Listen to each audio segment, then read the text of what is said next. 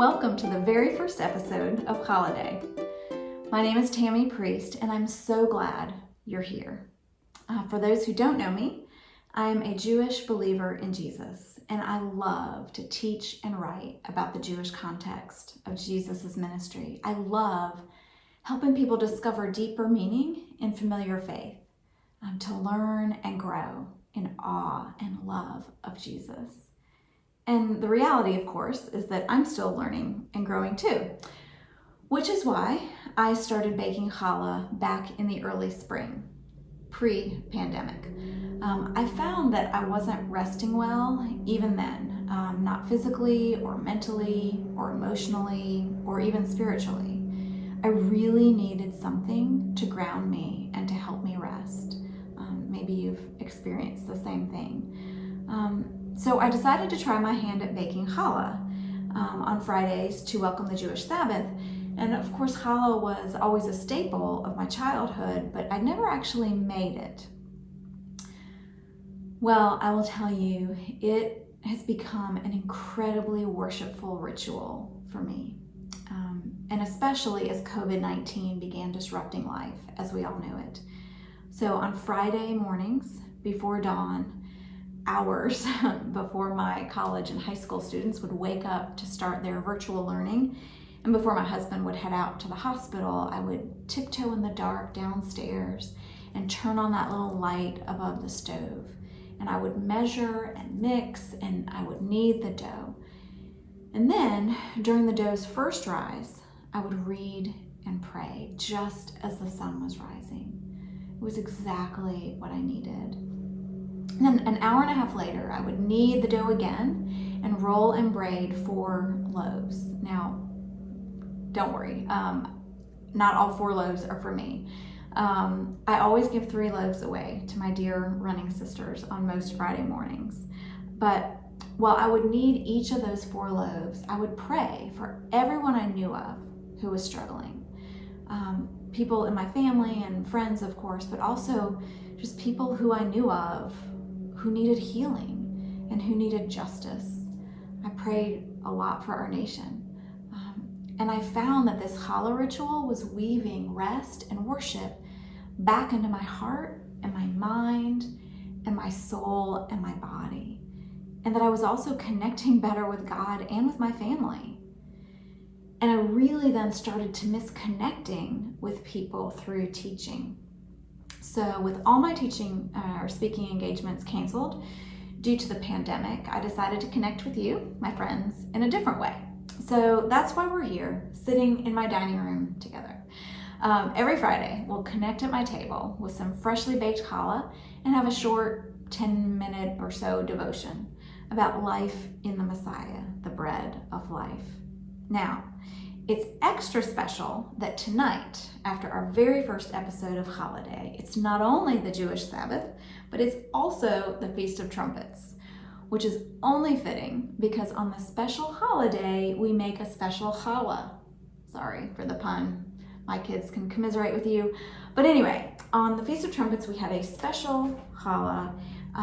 It is round instead of the regular braid. So, what does challah bread have to do with the Feast of Trumpets anyway? Glad you asked. So, to be perfectly honest, Scripture doesn't actually say anything about having challah or any kind of bread on the Feast of Trumpets.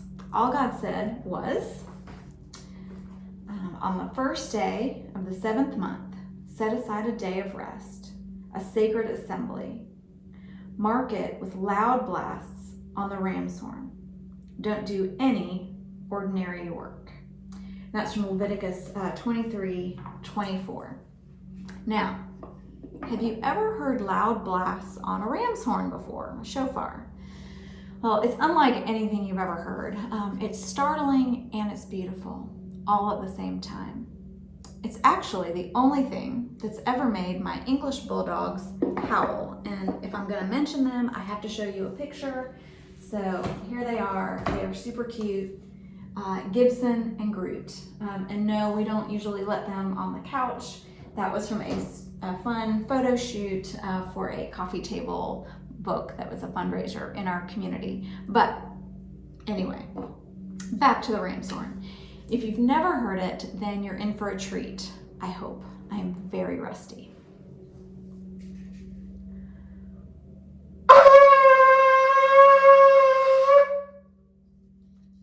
Woo.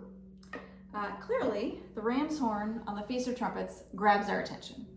And its purpose is to wake us from our slumber, and it definitely does that.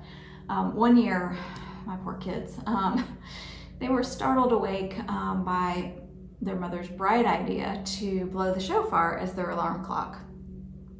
I think they've forgiven me for that. Anyway, on the Feast of Trumpets, the ram's horn is meant to wake us from our spiritual slumber, to announce that the King of Kings is coming, to remind us that today he is opening the books of life and death. That in 10 days, it will be Yom Kippur, the Day of Atonement. That day, in 10 days from now, when the high priest would enter the Holy of Holies with the blood of a perfect lamb to atone for the sins of the entire nation. That day when the King of Heaven would forgive anyone who truly repented and fasted while that lamb's blood was sprinkled in his presence. It was the day, Yom Kippur, 10 days from today, when he sealed shut the books of life and death for the year ahead that he had opened on the Feast of Trumpets.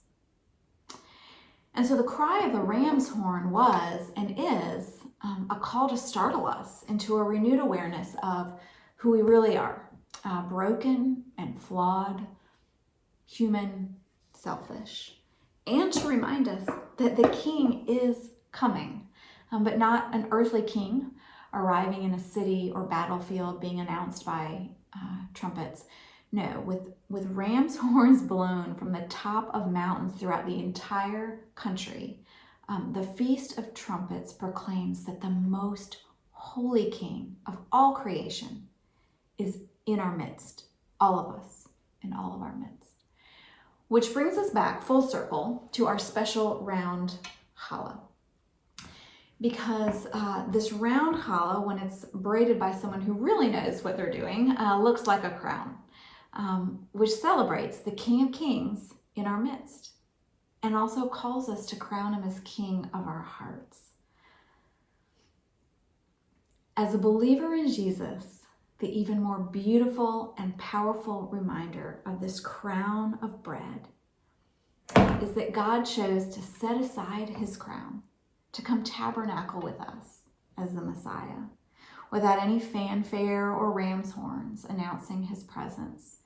Jesus lived and walked among us. He taught us, he cared for us, he encouraged us, and made atonement for us. He's the bread of life, yet he allowed himself to become broken bread, to redeem us, to rescue us, to raise us. And now he wears his rightful crown, which we will see in person one day. But for now, when we look at this challah crown on the Feast of Trumpets, we can be reminded of both his humility and his majesty.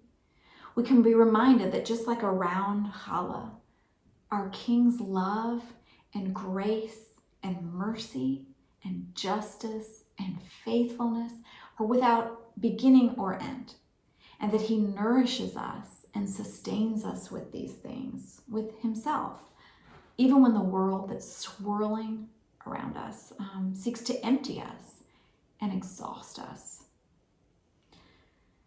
Now, on the Feast of Trumpets, it's tradition to not only have this round challah, but also to eat it dipped or drenched, perhaps, in honey.